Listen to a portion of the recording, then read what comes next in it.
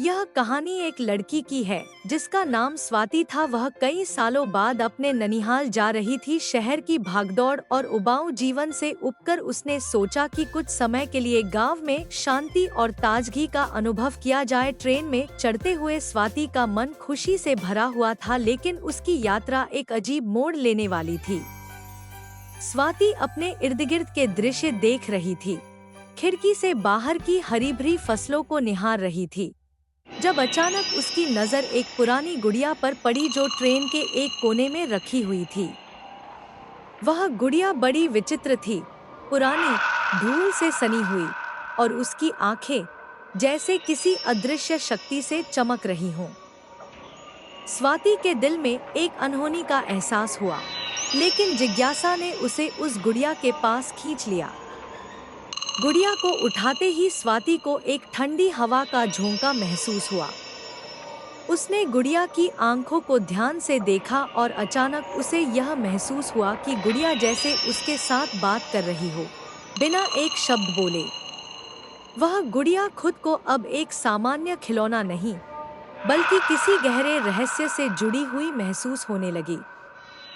उसने गुड़िया को अपनी सीट के पास रखा और जैसे ही ट्रेन का सफर शुरू हुआ, अजीब घटनाएं होने लगी।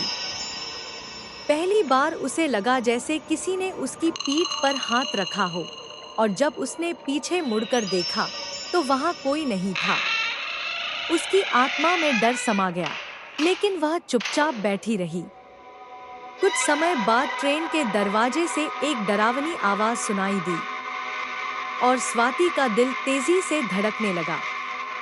वह गुड़िया को फिर से पकड़ने के लिए झुकी, लेकिन अचानक वह गुड़िया अपनी जगह से गायब हो गई थी।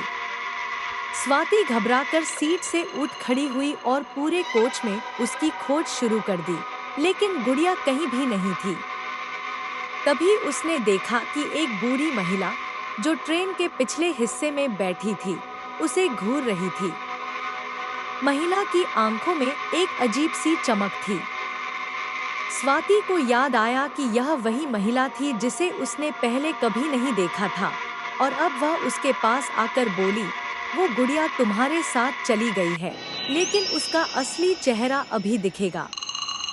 स्वाति डर से कांपते हुए बैठ गई, और कुछ देर बाद ट्रेन की लाइट्स मध्यम होने लगीं। जैसे ही घना अंधेरा छाया, वह गुड़िया फिर से स्वाति के पास बैठी हुई थी। अब उसकी आंखें और भी डरावनी हो चुकी थी।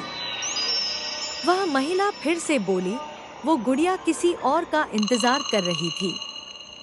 अब तुम उस राज से जुड़ चुकी हो जिसे कई सालों से कोई नहीं जान पाया। स्वाति ने देखा कि गुड़िया उसकी ओर इशारा कर रही थी, जैसे वह उसे अपने साथ कहीं ले जाना चाहती हो। यही से स्वाति की यात्रा का असली भय और रहस्य शुरू होता है, और उसकी पूरी दुनिया पलट जाती है।